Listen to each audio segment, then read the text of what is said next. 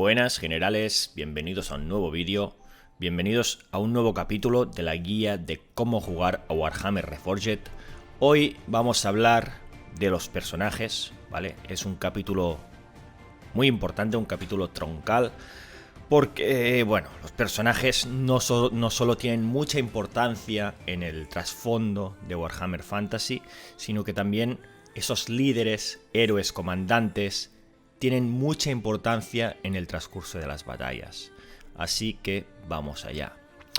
El mundo de Warhammer no sería lo mismo sin la presencia de grandes señores de la guerra, valerosos héroes, siniestros villanos y poderosos hechiceros. Estos se conocen colectivamente como personajes. Los personajes son conocidos por distintos apelativos, acorde a su cultura y a su sociedad. Mientras que los imperiales llaman a sus personajes capitanes, los orcos les llaman, por ejemplo, grandes jefes, y los guerreros les llaman paladines del caos. Esto se detalla en cada una de las listas de ejército. Existen dos categorías de personajes, y esto lo veremos próximamente, que son los héroes y los comandantes. Los héroes son los mandos más comunes de los ejércitos. Los hechiceros de poder medio, como muchos otros personajes que cumplen sus funciones como ingenieros o asesinos, son héroes. En cambio, los comandantes son los más poderosos señores de la guerra o los hechiceros más experimentados. Normalmente nuestro general será un comandante. Los personajes son unidades en sí mismos y pueden operar individualmente o unirse a unidades. Vamos a ver esto por separado y a hablarlo en profundidad. Empezaremos por los personajes individuales. Los personajes individuales pueden moverse por el campo de batalla luchando ellos solos. Cualquier personaje que no se haya unido a una unidad se considerará una unidad en sí mismo y seguirá todas las reglas para unidades de la forma habitual. Hay que tener en cuenta que una miniatura individual puede girar sin coste las veces que desee durante la subfase de resto de movimientos, en su turno evidentemente. Entonces le da mucha movilidad, esto tenerlo en cuenta. En cuanto a estos personajes, siempre y cuando un personaje individual tenga potencia de unidad 1, porque será seguramente un héroe que va a pie, un héroe de infantería, y que no tengan las reglas especiales volar o flotar, tendrán siempre un ángulo de visión de 360 grados. Eso quiere decir que puede incluso declarar una carga contra una unidad que se encuentre en su retaguardia. Además, debido a su pequeño tamaño, los personajes individuales con potencia de unidad 1, vuelen o no, que se encuentren a 4 pulgadas o menos de una unidad amiga con al menos potencia de 5, no podrán ser designados como objetivo de disparos durante la fase de disparos, a menos que sean el objetivo más cercano para ese disparo. Esto representa la protección adicional que ofrece al personaje su pequeño tamaño y su libertad de movimiento. Además, si pueden ser designados como objetivo de disparos, estos aplicarán un -1 adicional a la tirada para impactar. Veamos ahora las reglas para los personajes que se han unido y están dentro de una unidad. Los personajes, a menos que se especifique lo contrario, pueden unirse a unidades amigas. Un personaje no puede unirse a una unidad de las siguientes categorías: ni enjambres, ni monstruos, ni máquinas de guerra, ni carros, a menos que el personaje, en este último caso, vaya montado en un carro. Un personaje no puede unirse a una unidad que vuele o que flote a menos que tenga la misma regla especial. Un personaje nunca puede unirse a una unidad que esté trabada en combate cuerpo a cuerpo o que esté huyendo.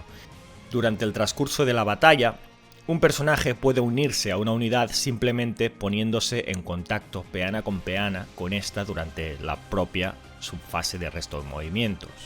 Colocaremos al personaje en la primera fila de la unidad tal y como se ha descrito hace un momento, y desplazaremos las miniaturas de la unidad de manera que demos espacio para colocar al personaje en esa posición. Una vez un personaje se ha adjuntado a una unidad, esta no podrá mover más durante la fase de movimiento. Como puedes elegir el orden en el que mueves las tropas, si vas a unir un personaje a una unidad, te recomiendo que muevas primero a la unidad y a continuación muevas al personaje y lo introduzcas dentro. Un personaje unido a una unidad se considera parte de la misma unidad, como si fuese otro campeón, y será afectado por cualquier estandarte mágico o cualquier hechizo que esté afectando a esa unidad. Veamos cómo introducir ahora personajes dentro de unidades que tengan distinto tamaño de peana que la peana de la unidad. Un personaje unido a una unidad con un tamaño de peana diferente al de esta solo se coloca en el centro de la fila frontal de la unidad si su peana ocupa el mismo espacio que 2 o más peanas de unidad. Incluso puede ocupar el espacio de uno o más miembros de la primera fila y uno o más de la segunda. Por ejemplo, un paladín del caos en Corcel del Caos uniéndose en una unidad de guerreros del caos, ¿vale? La peana simplemente es el doble, ocupando 2 filas. En este caso, el espacio que ocupa el personaje se tiene en cuenta a la hora de determinar las filas de la unidad, como si el espacio estuviese ocupado por el número correspondiente de miniaturas de la unidad. Si la peana del personaje no puede encajar con la unidad de ninguna manera, lo colocaremos junto a la primera fila en uno de los laterales de la unidad. En este caso, el espacio que ocupe el personaje y el hueco que pueda quedar tras él no se tendrá en cuenta a la hora de calcular las filas de la unidad.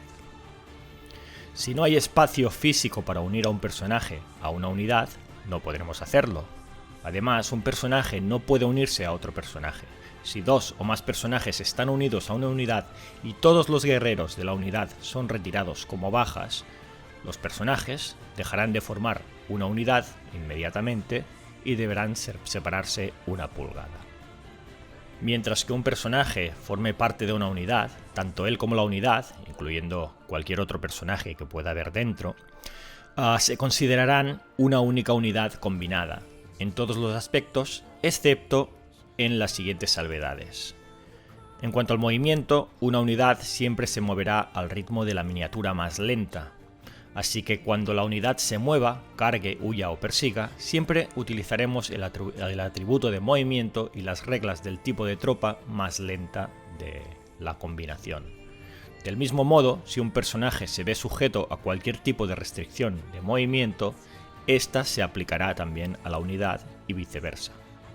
En cuanto al disparo, los ataques de disparo que utilicen la habilidad de proyectiles no podrán designar al personaje que se encuentre unido a una unidad en la que queden al menos 5 miniaturas de tropa que tengan el mismo tipo de tropa que dicho personaje, incluyendo al músico y al portaestandarte, pero no al campeón. En este caso, se asume que el enemigo no es capaz de diferenciar al personaje y por lo tanto todos los impactos se asignan directamente a las miniaturas de tropa de la unidad.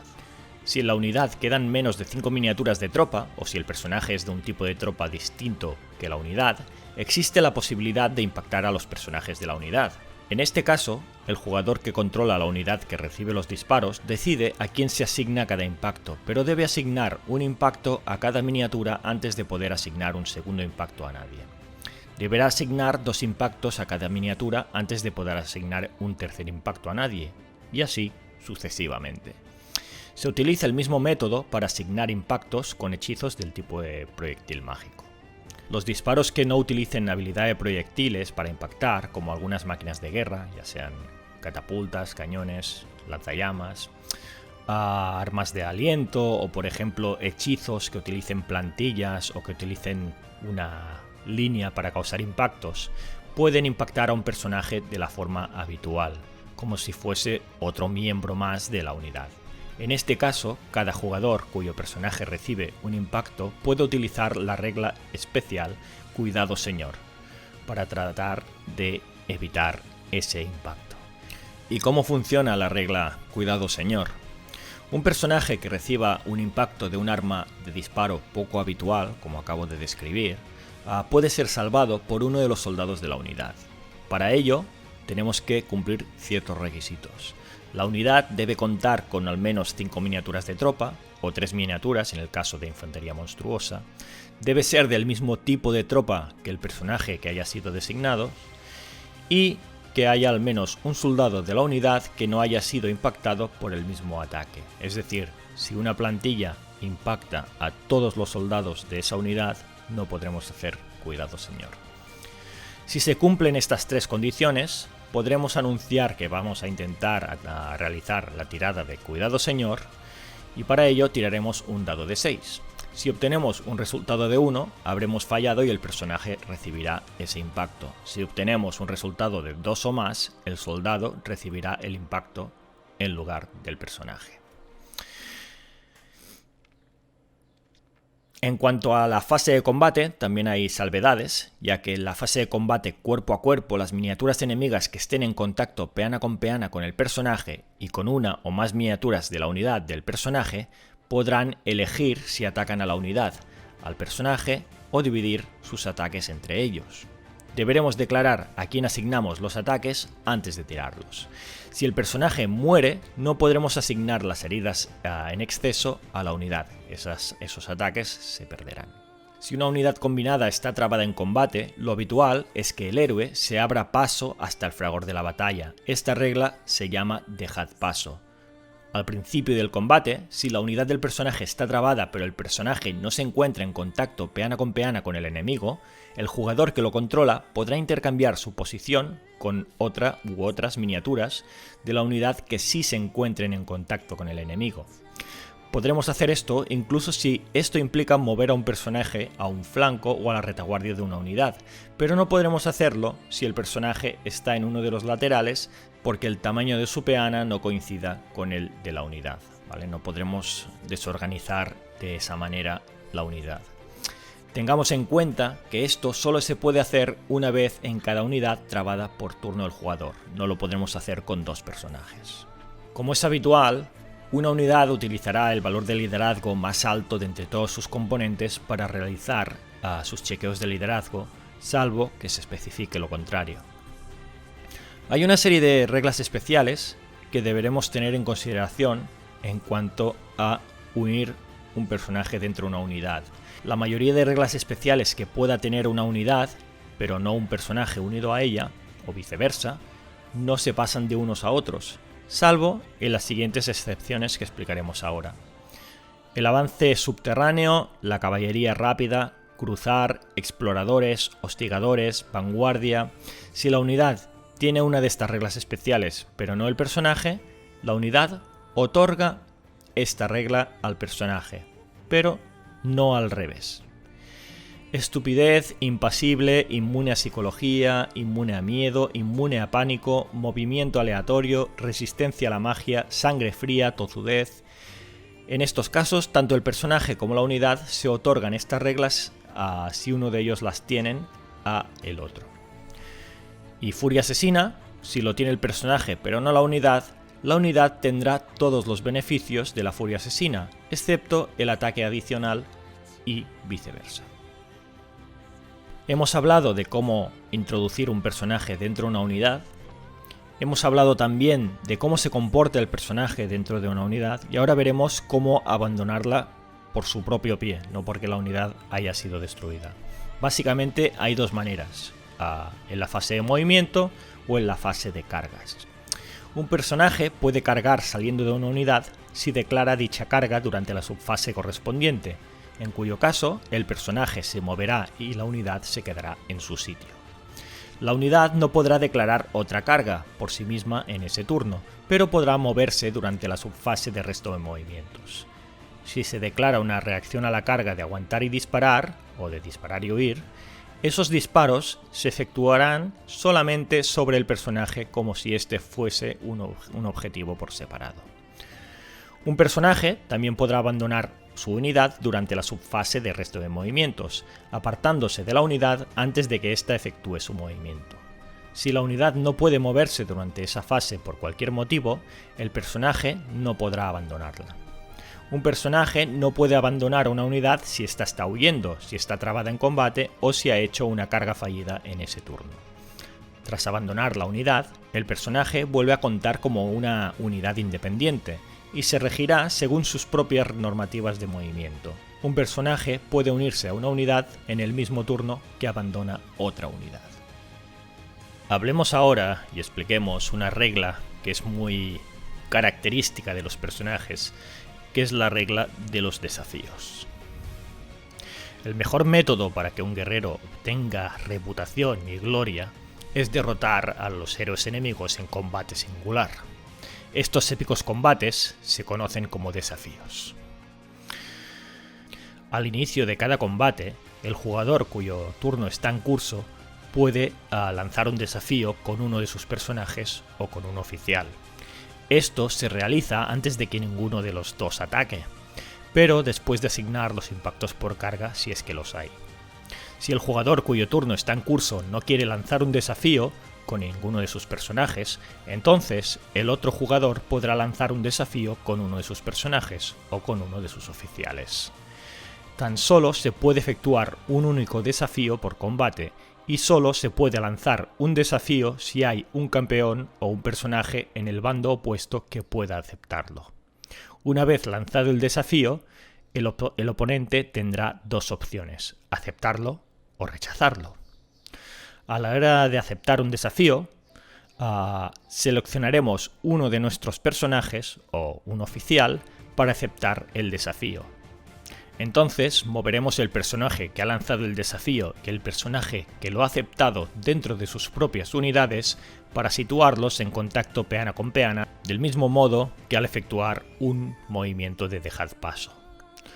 Una vez hecho esto, pasaremos a resolver el desafío antes de que ataque ninguna otra miniatura en el combate. Es decir, haremos primero el desafío aparte.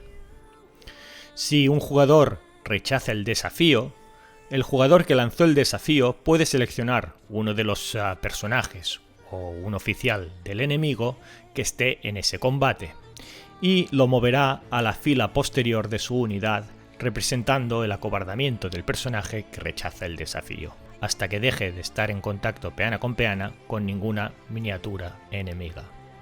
En algunos casos, deberá moverse al personaje a un flanco o incluso dejarlo en el frontal, si es que la unidad es atacada por la retaguardia. Si no podemos mover al personaje a un flanco o la retaguardia o al frontal para que deje de estar en contacto peana con una miniatura enemiga, no podremos rechazar el desafío y tendremos que aceptar obligatoriamente el desafío con uno de los personajes o oficiales de nuestra elección. Por esto mismo, un personaje individual o un personaje en una unidad de una única fila nunca podrá rechazar desafíos.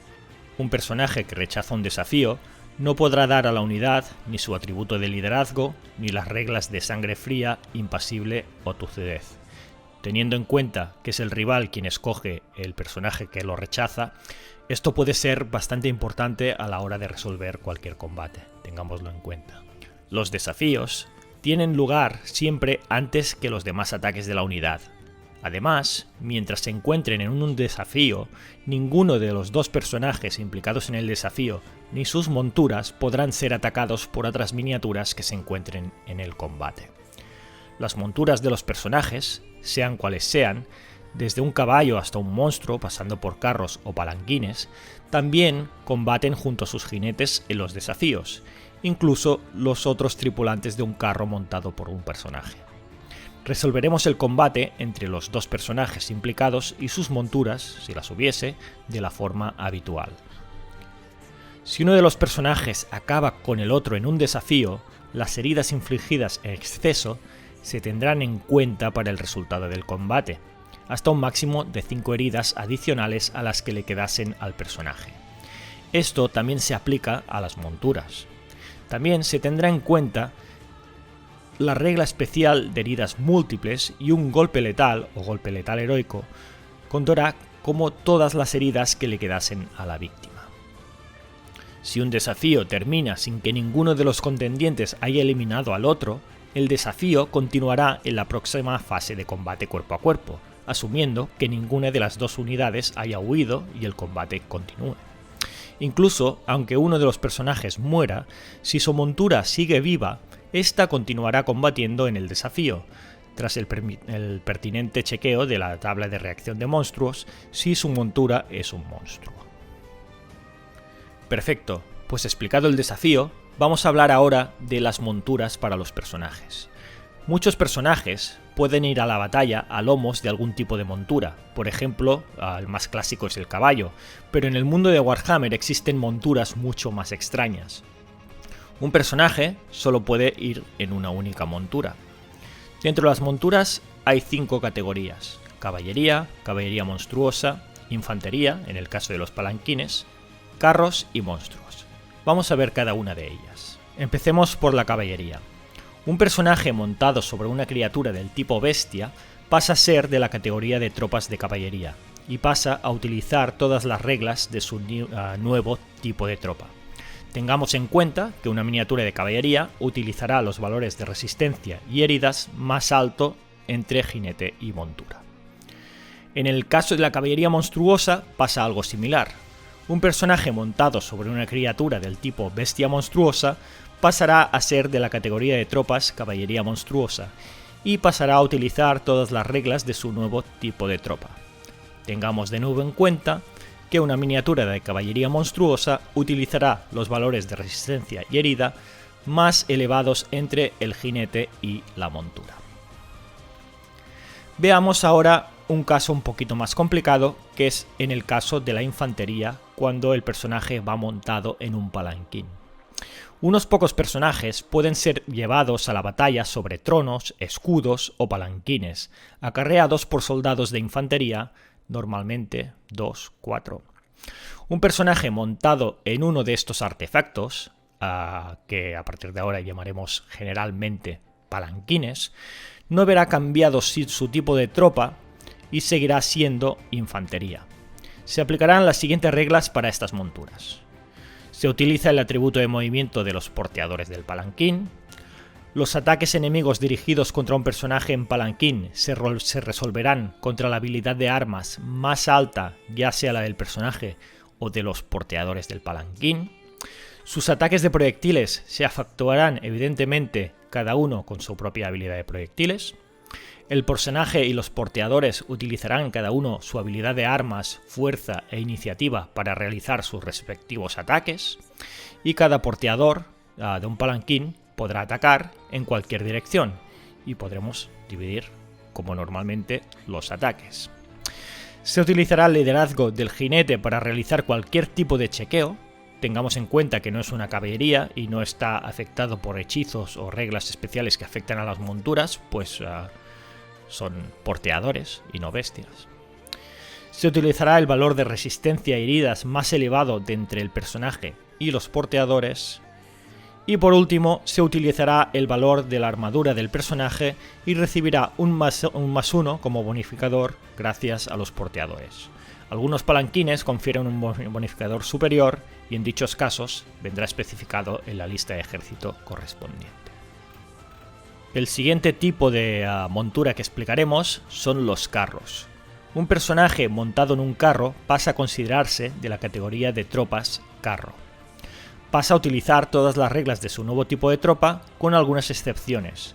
Debido a que un carro es una montura de un gran tamaño, se aplicarán las siguientes reglas especiales. Tanto el personaje como el carro utilizarán sus propios valores de resistencia y heridas y sus correspondientes tiradas de salvación. Siempre se utiliza el valor de movimiento de la bestia que tira del carro y el valor de liderazgo del personaje, a no ser que se especifique lo contrario. Un personaje montado en un carro tiene una potencia de unidad igual a la potencia de unidad del carro más 1 por el personaje, o de más 3 si se trata de un personaje de infantería monstruosa. Si hay varios personajes en el mismo carro, sumaremos más 1 por cada uno o más 3 si se trata de infantería monstruosa. El personaje obtiene un bonificador de más 1 a su tirada de salvación por armadura al ir montado en un carro. Los disparos que utilicen la habilidad de proyectiles y los hechizos de proyectil mágico deben tirar para impactar con normalidad contra un personaje montado en carro. Una vez realizada la tirada para impactar, deberemos tirar un dado de 6 por cada impacto. Con un resultado de 1 a 4, resolveremos el impacto contra el carro. Con un resultado de 5 y 6, resolveremos el impacto contra el personaje. Algunos carros especialmente grandes serán impactados con un resultado de 1 a 5 y el personaje con solo un 6, lo cual se indicará en la descripción del propio carro. Se utiliza este mismo procedimiento para los disparos del cañón y las máquinas de guerra de tormenta de proyectiles, así como para los impactos por carga y otros impactos especiales, por ejemplo, los causados por los fanáticos goblins nocturnos. Los disparos inusuales, que no utilizan la habilidad de proyectiles, y los hechizos que utilicen plantillas, causarán un impacto tanto al personaje como al carro si la plantilla cubre completamente la peana del carro. Si causan un impacto parcial, causarán un impacto parcial al personaje y otro al carro, y tiraremos indistintamente por cada uno. En combate cuerpo a cuerpo, el carro y el personaje se consideran objetivos separados a la hora de que el enemigo designe a quién atacará. Las miniaturas enemigas que estén en contacto peana con el carro podrán elegir si atacar al carro o al personaje, o dividir sus ataques entre ellos. Deberemos declarar a quién asignamos los ataques antes de tirarlos. Si el personaje muere, no podremos asignar las heridas en exceso a los carros, y viceversa. El personaje, las bestias que tiran del carro y los tripulantes atacarán cada uno con sus habilidades de armas, su fuerza y su iniciativa, y sus propias reglas de ataque, separadamente. Los hechizos de potenciación y maldición afectarán tanto al carro como al personaje. Si el carro es destruido, el personaje podrá seguir combatiendo a pie. Colocaremos una miniatura para representar al personaje en el lugar en el que fue destruido el carro. Pasará a regirse por las reglas habituales de su tipo de tropa, normalmente infantería. Si el personaje estaba unido a la unidad de carros, no podrá permanecer unido a esta. Deberá sacarlo inmediatamente de su unidad con un movimiento gratuito fuera de la secuencia habitual del turno. Si el personaje muere y el carro no tiene ningún otro tripulante, retiraremos también el carro como baja. Sin embargo, si el carro tenía otros tripulantes, podremos seguir combatiendo. Los personajes y los carros pueden compartir los efectos de algunas reglas especiales, del mismo modo que un personaje con una unidad a la que se haya unido. Los carros se seleccionan de la entrada correspondiente de la lista de ejército y pueden elegir las opciones habituales para esos carros allí representadas.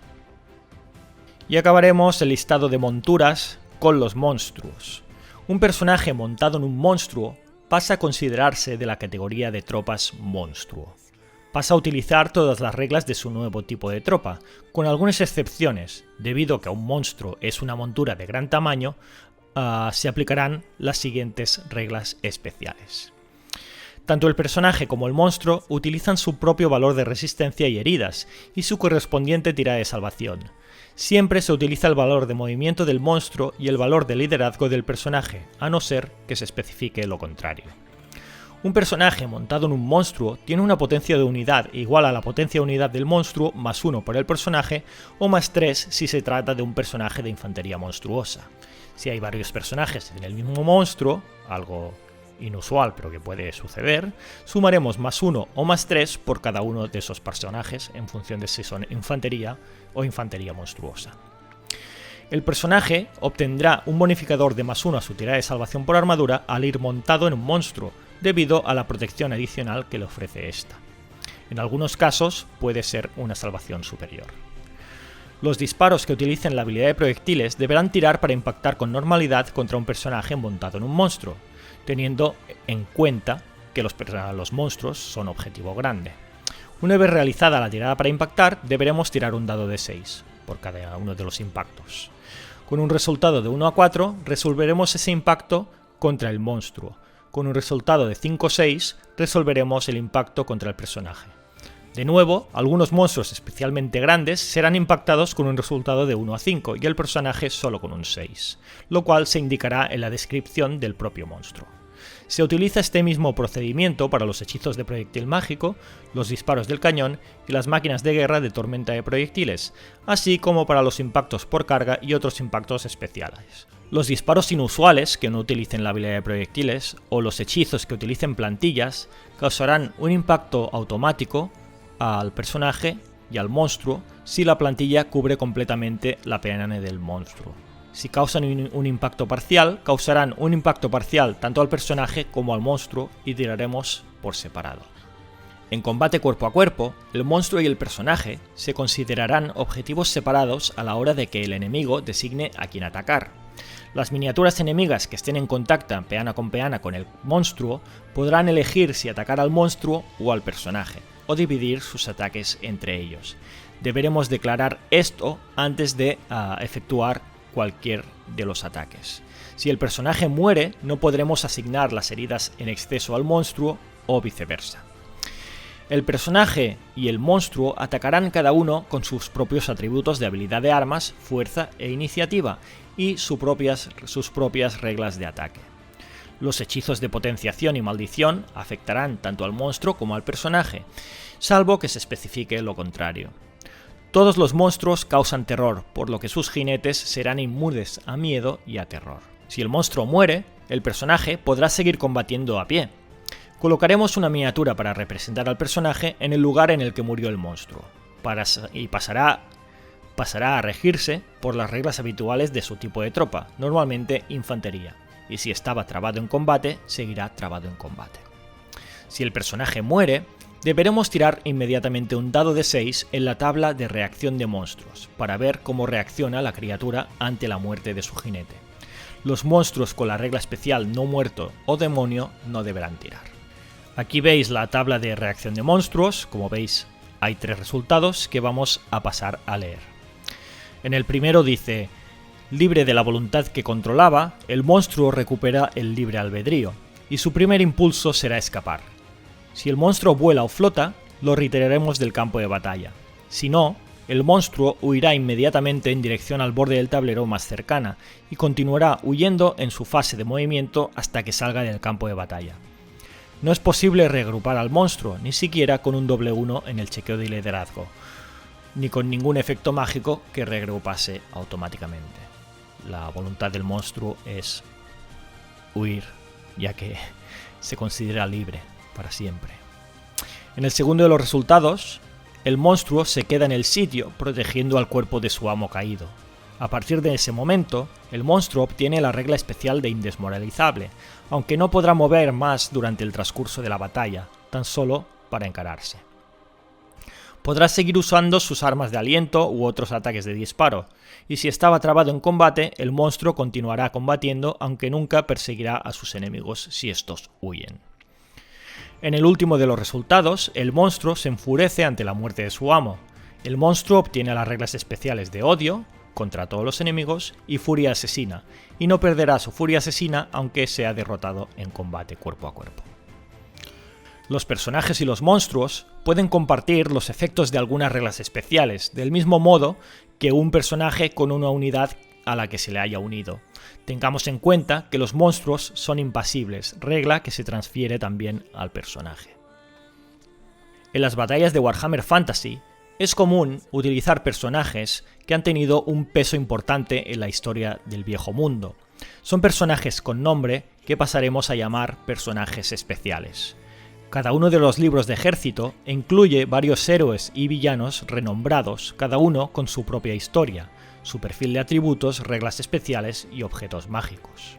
Los personajes especiales pueden incluirse en un ejército como cualquier otro personaje, salvo que no podrás elegir para ellos equipo u opciones adicionales, a menos que estén descritas en las reglas del propio personaje. Además, algunos personajes especiales tienen también las reglas especiales de leyenda, archienemigo y saga. Vamos a verlas. Existen determinados individuos cuyo poder y prestigio están más allá de toda duda. Se trata de los poderosos líderes de las naciones y especies del mundo, o de las personalidades que torcieron el destino de naciones enteras, e incluso del mismo planeta. Se trata de las leyendas. Un personaje especial con la regla especial leyenda tan solo se puede incluir en un gran ejército, es decir, en un ejército de al menos 3000 puntos. Algunos personajes se han encontrado numerosas veces en los campos de batalla sin poder acabar con su enemigo y el odio entre ambos continúa creciendo. La regla archienemigo siempre viene acompañada de un nombre de personaje especial entre paréntesis, por ejemplo, archienemigo Rey Cazador o archienemigo Nagash. Si incluyes a un personaje con la regla archienemigo y su archienemigo está presente en el ejército rival, y es eliminado durante la batalla, obtendremos 100 puntos de victoria adicionales.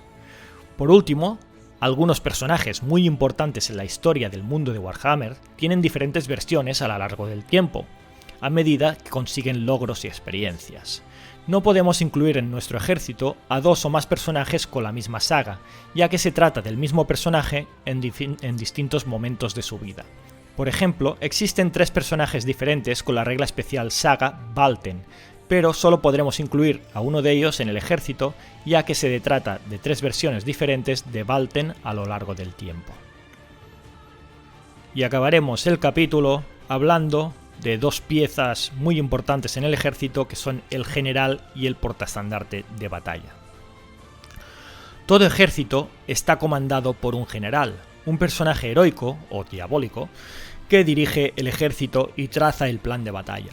Al inicio de la batalla, deberemos designar cuál de nuestros personajes será el general del ejército y deberemos informar de ello al oponente. Evidentemente, el oponente hará lo mismo.